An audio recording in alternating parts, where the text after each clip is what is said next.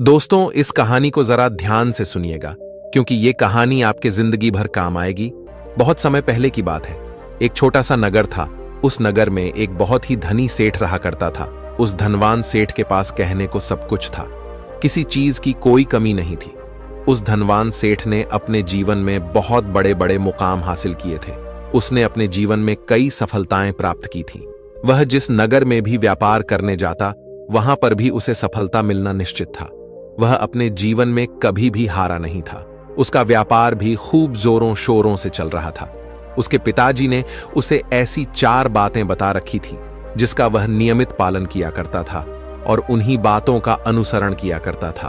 और उन्हीं बातों की वजह से उसका जीवन बड़ा ही सुखमय था। वह जीवन के हर क्षेत्र में सफल था। ऐसे ही काफी समय बीत गया और अब वह धनवान सेठ काफी बूढ़ा हो चुका था। अब उसे लगने लगा था कि मेरी मृत्यु बहुत नजदीक है। मेरी मृत्यु कभी भी हो सकती है। और वह जानता था कि उसका बेटा बहुत भोला है, बहुत नादान है। उसे अभी दुनियादारी की समझ नहीं है। इसलिए उसने अपने बेटे को अपने पास बुलाया और अपने बेटे से कहा, बेटा, मैंने अपने पिताजी से 4 बातें सीखी थीं और उन्हीं बातों को मैंने अपने जीवन में उतारा। उन्हीं के अनुसरण की वजह से आज मैं अपने जीवन में इतना सफल हूं। अपना जीवन सुखमय पूर्वक बिता रहा हूं। उन्हीं बातों की वजह से आज मैं इतना सुखी हूं, संतुष्ट हूं और इतना धनवान हूं। ना ही कभी मुझे कोई बीमारी हुई और ना ही मुझे कभी कोई धन की कमी हुई। और तुम देख ही पा रहे हो कि मैं इस नगर का सर्वश्रेष्ठ धनवान हूं। लेकिन आज मेरे पास जो कुछ भी है, मैं उससे संतुष्ट हूं। मैं खुश हूं। लेकिन मैं चाहता हूं कि तुम मुझसे भी आगे बढ़ो। तुम और नाम कमाओ, तुम और धन कमाओ, लोग तुम्हारे बारे में जाने, तुम्हें पहचाने। क्योंकि हमारा समय कुछ और था और तुम्हारा आने वाला समय कुछ और ही है। उस धनवान सेठ ने अपने बेटे को अपने और करीब बुलाया और उससे कहने लगा, बेटा, आज मैं तुमको दुनिया की ऐसी 4 महत्वपूर्ण बातें बताने जा रहा हूं जो मुझे मेरे पिताजी ने बताई थी और इसी के कारण आज मैं इतना सफल हूं। यदि तुमने इन सभी बातों को अपने जीवन में उतार लिया, इनका नियमित तौर पर पालन किया, इनका अनुसरण किया, तो तुम भी अपने जीवन में बहुत धनवान बन जाओगे। अपने जीवन को बहुत सुखमय तौर पर बिताओगे। इन बातों के अनुसरण से ना तो तुम्हारे घर परिवार में कोई दुख आएगा और ना ही तुम्हारे व्यापार में कभी कोई परेशानी उत्पन्न होगी। इतना कहकर धनवान सेठ अपने बेटे को 4 बातें बताना शुरू करता है। वह कहता है, बेटा, सबसे पहली बात है काम पर छाव में जाना और छाव में आना। दूसरी बात, अपने घर के चारों तरफ चमड़े की बांध रखना। तीसरी बात, हमेशा खाने को मीठा करके खाना। और चौथी बात, अपनी पत्नी को हमेशा बांध कर रखना। इतना कहकर वह धनवान सेठ अब निश्चिंत हो चुका था। वह यह जानता था कि उसका बेटा बहुत भोला है। वह अपने पिता की बात अवश्य मानेगा और इन सभी 4 बातों को अपने जीवन में उतारे और इनका अनुसरण भी करेगा। देखते ही देखते कुछ महीने बीत गए और फिर एक दिन धनवान सेठ मृत्यु को प्राप्त हो गया। अपने पिता की मृत्यु के बाद उस धनवान सेठ के बेटे ने उन सभी 4 बातों को एक कागज पर लिख लिया ताकि वह उन्हें भूल ना जाए और उन्हीं बातों को वह अपने जीवन में उतारने लगा। उन 4 बातों का अनुसरण करने लगा। सबसे पहली बात जो उसके पिता ने उससे कही थी, छाव में जाना और छाव में आना, तो उसने अपने घर से लेकर अपनी दुकान तक पूरे रास्ते पर एक टेंट लगवा दिया। क्योंकि उसके पास पैसा तो बहुत था और उसे कोई रोकने वाला भी नहीं था। जब भी कोई उससे पूछता कि आखिर तुमने ऐसा क्यों किया, तो वह उसके जवाब में बस इतना ही कहता कि मेरे पिताजी ने मुझसे ऐसा ही करने को कहा है। इसके बाद उसने अपने पिता की अगली बात का अनुसरण किया। उसने अपने घर के दोनों तरफ चमड़े की एक दीवार खड़ी करवा दी। इसे देखकर आसपास के लोग बहुत क्रोधित हो गए। वे लोग उससे झगड़ा करने पर भी उतर आए। कई लोगों ने तो यह तक कह डाला कि आखिर तुमने ऐसा क्यों किया, चमड़े की बाड़ तुमने क्यों खड़ी करवा दी, चमड़े से बहुत बदबू आती है और इससे हमें तकलीफ होती है, इसे आज ही निकलवा दो। लेकिन कोई उसका कुछ भी ना बिगाड़ सका क्योंकि उसके पास बहुत पैसा था। इसलिए कोई भी व्यक्ति उसका ज्यादा समय तक विरोध ना कर सका और उसने भी मन बना लिया था कि वह अपने पिता की सभी बातों को पूरे दिल से मानेगा। उसके पिता ने उसे तीसरी बात कही थी, खाने को मीठा करके खाना, जिस कारण वह अपनी पत्नी से हर रोज खाने में कुछ मीठा ही बनवा आता था। कभी सेवियांज, कभी हलवा, तो कभी मिठाइयां। हमेशा यही सब खाता रहता। और उसके पिता ने उसे चौथी बात कही थी, अपनी पत्नी को हमेशा बांध कर रखना। जिस कारण वह हर रोज अपनी पत्नी को रस्सी से बांध कर रखता था। ऐसे ही कई दिन बीत गए और देखते ही देखते अब वह सेठ के बेटे का जीवन धीरे धीरे बर्बाद होने लगा था, क्योंकि उसने अपने पिता की सभी बातों का गलत मतलब निकाला था और वह उसी के अनुसार उनका पालन कर रहा था। देखते देखते उसका उतना बड़ा व्यापार अब ठप होने लगा था। उसके यहां पर ग्राहकों की संख्या कम होने लगी थी, क्योंकि जब उसका मन करता तब वह दुकान जाया करता और जब उसका मन करता तो वह दुकान से वापस घर लौट आता। उसका अपने पिताजी के इस कारोबार में मन नहीं लगता था। इस कारण उसके सारे ग्राहक अब उससे नाराज होने लगे थे। उसके सारे ग्राहक अब एक एक करके उस दुकान को छोड़ते चले जा रहे थे। इस तरह उसका पूरा व्यापार अब ठप हो चुका था। जिस व्यापार को खड़ा करने में उसके पिताजी ने खून पसीना एक कर दिया था, उस व्यापार को उसने कुछ ही महीनों में पूरी तरह से बर्बाद कर दिया था। अब उसका धंधा बहुत कम हो चुका था, जिस कारण वह बहुत परेशान रहता था, वह बहुत चिंतित रहता था। और इसके साथ ही उसने अपने घर के चारों तरफ चमड़े की दीवार खड़ी करवाई थी। उस कारण आसपास पर बहुत गंदी बदबू फैल चुकी थी। इसलिए जो भी उसके आसपास रहते थे उन सभी ने वह घर छोड़कर कहीं और पर अपना बसेरा बसा लिया। चमड़े की बदबू के कारण अब उसके घर में भी कोई नहीं आता था। यहां तक कि उसके मित्र और रिश्तेदार भी उस घर में आने से कतराते थे। लेकिन अब भी उसे समझ नहीं आ रहा था कि आखिर यह सब हो क्यों रहा है। वह बहुत परेशान रहने लगा था और वह हमेशा मीठा भोजन किया करता था, जिस कारण उसका वजन बहुत ज्यादा बढ़ चुका था। और इस मोटापे के कारण उसके शरीर में ना जाने कितनी सारी बीमारियों ने अपना घर बना लिया था। आए दिन उसके घर पर वेद आने लगे थे। इन्हीं कारणों से अब उसका पैसा भी इन चीजों में बर्बाद होने लगा था। और अपने पिता की चौथी बात उसने मानी थी, वह थी अपनी पत्नी को बांध कर रखता, जिसकी वजह से उसकी पत्नी उससे नाराज हो गई और वह घर छोड़कर अपने मायके लौट गई। उसने अपनी पत्नी को मनाने की कोशिश की, तरह तरह के उपाय किए, लेकिन उसकी पत्नी नहीं मानी। और वैसे भी कोई भी स्त्री ऐसे मर्द के साथ क्यों रहना चाहेगी जो उसे बेवजह ही बेबात पर बांध कर रखता हो। देखते देखते अब वह सेठ के बेटे का पूरा जीवन बर्बाद हो चुका था। ना तो अब उसके पास व्यापार बचा था, ना ही धन, ना ही उसकी पत्नी और ना ही वह रिश्तेदार जो पैसों के लिए उसके आसपास घूमा करते थे। और तो और अब उसका स्वास्थ्य भी ठीक नहीं रहता था, जिस कारण वह बहुत चिंतित रहने लगा था, बहुत परेशान रहने लगा था। उसे यह सब समझ ही नहीं आ रहा था क्या हो रहा है और क्यों हो रहा है। इन सभी बातों को लेकर तो बहुत परेशान रहता और वह मन ही मन अपने पिताजी को कोसा करता और कहता, पिताजी, आपने तो मेरा पूरा जीवन बर्बाद कर दिया। आपकी उन 4 बातों के कारण आज मुझसे मेरा सब कुछ छिन चुका है। ना तो मेरे पास व्यापार रहा, ना ही धन दौलत, ना ही वह रिश्तेदार, ना ही मेरी पत्नी, और यहां तक कि मेरे स्वास्थ्य ने भी मेरा साथ छोड़ दिया है। आप ही के कारण आज मेरा पूरा जीवन बर्बाद हो चुका है। यदि मैंने आपकी वह 4 बातें ना मानी होती, यदि मैंने उन्हें अपने जीवन में ना उतारा होता, तो आज मैं एक सुखमय जीवन जी रहा होता। आपकी इन 4 बातों पर चलकर मुझे क्या मिला? मैंने एक आज्ञाकारी बेटे की तरह आपकी सारी बातें भली भांति मानी, उन पर यकीन किया, उनका अनुसरण किया। लेकिन मैं ही मूर्ख था जो मैंने आपकी उन बातों पर आंख बंद करके यकीन कर लिया। इतना कहकर वह फूट फूट कर रोने लगा। तभी उसे एक दिन पता चला कि उसके पास के नगर में एक साधु आए हुए हैं और वह साधु सभी की समस्याओं का हल बताते हैं। चाहे कैसी भी समस्या हो, वह उसका निवारण अवश्य करते हैं। यह सुनकर उसने सोचा कि चलो एक बार मिलकर देखता हूं, हो सकता है कि मेरी भी समस्या का समाधान मुझे मिल जाए। इस आशा के साथ वह उन साधु के पास पहुंचा। वहां पहुंचकर सीधा उनके चरणों में जा गिरा और जोर जोर से रोने लगा। वह कहने लगा, हे गुरुवर, अब आप ही मुझे बचा सकते हैं। मेरे पिताजी ने तो मेरा पूरा जीवन बर्बाद करके रख दिया। आज मेरी जो भी स्थिति है वह सब मेरे पिताजी के कारण ही है। मेरे पिताजी ने मुझे जैसा कहा मैंने वैसा ही किया। हमेशा एक अच्छे बेटे की तरह उनकी सारी बातें मानी, अपने सारे फर्ज निभाए। और देखिए मेरे पिताजी ने मेरे साथ क्या किया। मरते मरते भी वह मुझे गलत बात सिखा गए और उसका खामियाजा मुझे आज भुगतना पड़ रहा है, क्योंकि मैंने उनकी सभी बातों को अपने जीवन में उतारा, उनका अनुसरण किया। और देखिए आज मेरे साथ क्या हो गया। मेरा तो पूरा जीवन ही बर्बाद हो गया। मैं अब तक यह नहीं समझ पाया कि मेरे पिताजी ने मेरे साथ ऐसा क्यों किया। क्या मैंने उनके साथ कुछ गलत किया था?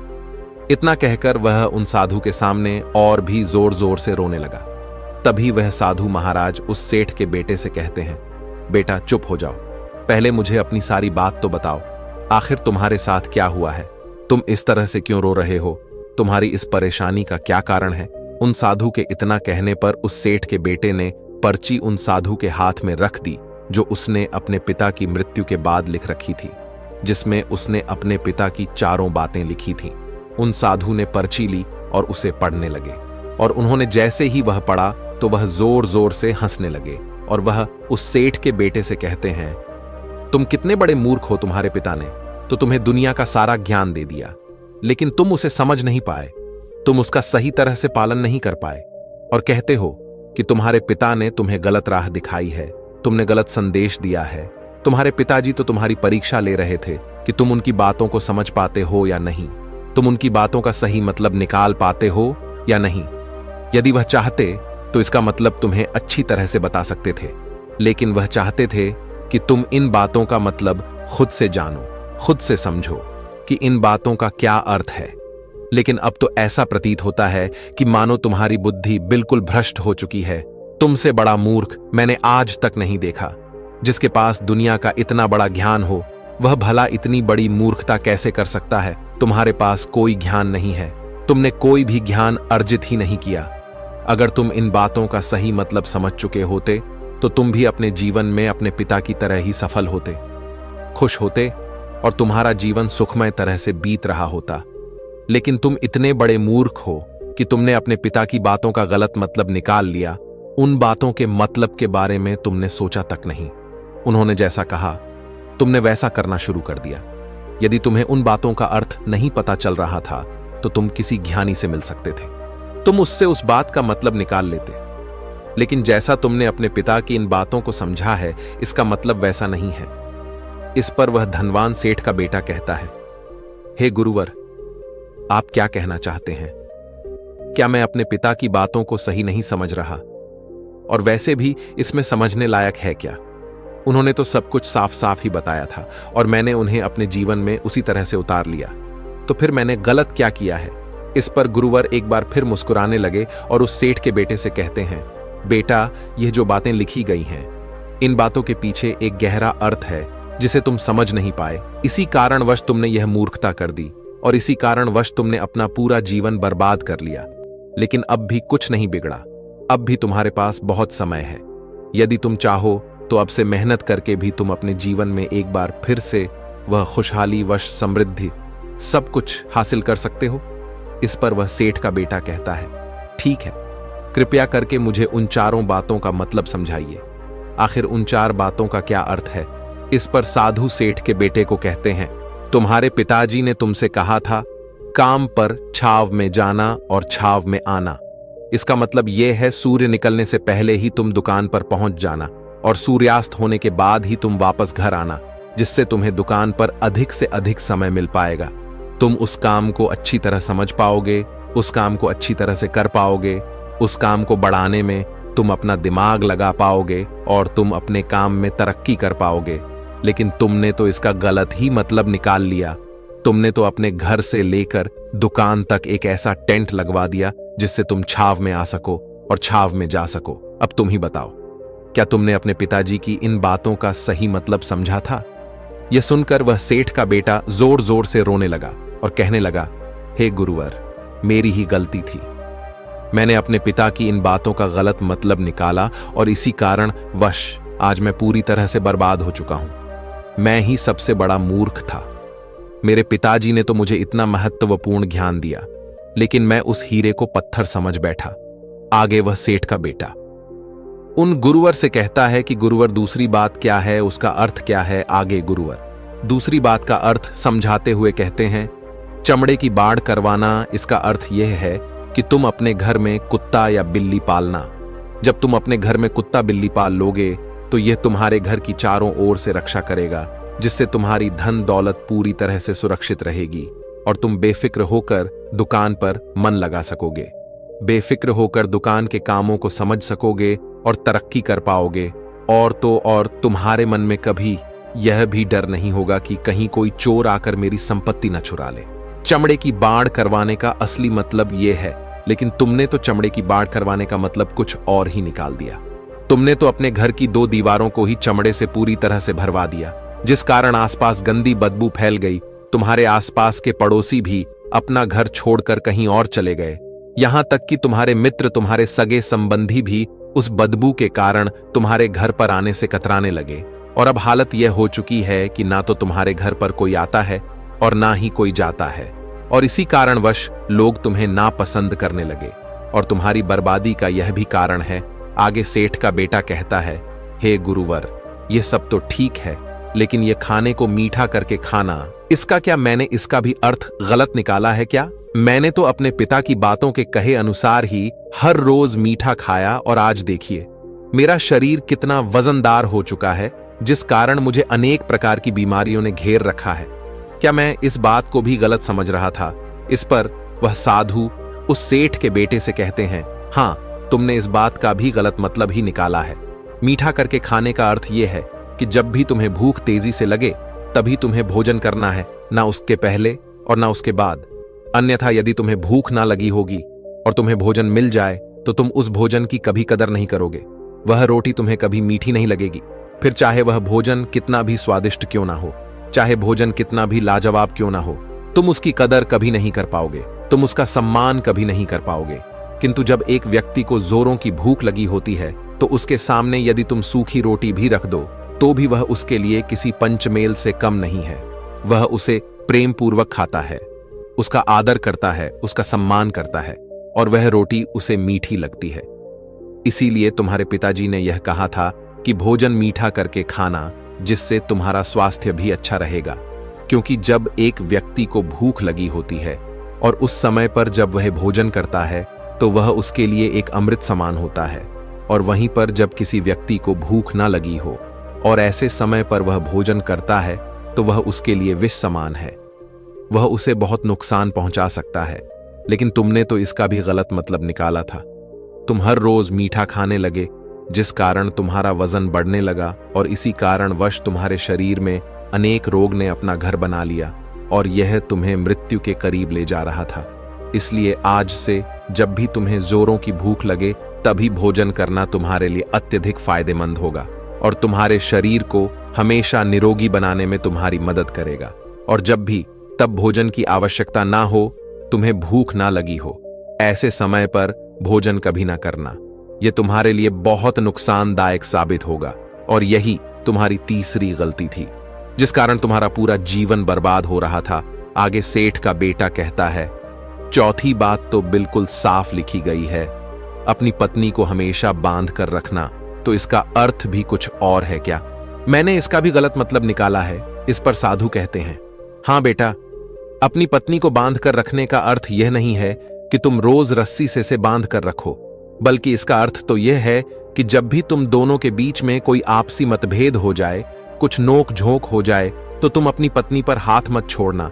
जब तक एक स्त्री का पति उसके साथ रिश्ते में बंधा होता है तो वह अपने रिश्तों में बंध जाती है और वह अपने रिश्ते को पूर्ण तरीके से निभाने का हर मुमकिन प्रयास करती है। और ऐसे समय पर यदि तुम्हारे बीच कुछ नोकझोंक हो जाए, कुछ गलतियां हो जाएं, और ऐसे समय पर तुम उस स्त्री का हाथ नहीं छोड़ते तो वह तुम्हें छोड़कर कभी नहीं जाएगी। लेकिन इसका अर्थ यह भी नहीं है कि तुम अपनी पत्नी पर अत्याचार करो, बल्कि तुम्हारे पिताजी यहां पर कहना चाहते थे कि जो भी कोई व्यक्ति तुम्हारे साथ किसी रिश्ते में जुड़ा हुआ है, उसे अपने रिश्ते में इस तरीके से बांध लो कि वह तुम्हारे साथ झगड़े और नोक-झोंक के बाद भी नुकसान न पहुंचा सके, वह तुम्हारे साथ कुछ गलत ना कर सके और तुम्हारा फायदा ना उठा सके। अपने रिश्तों को हमेशा बांध कर रखना, उन्हें खुला मत छोड़ना, अन्यथा वह तुम्हारे हाथ से फिसल जाएंगे।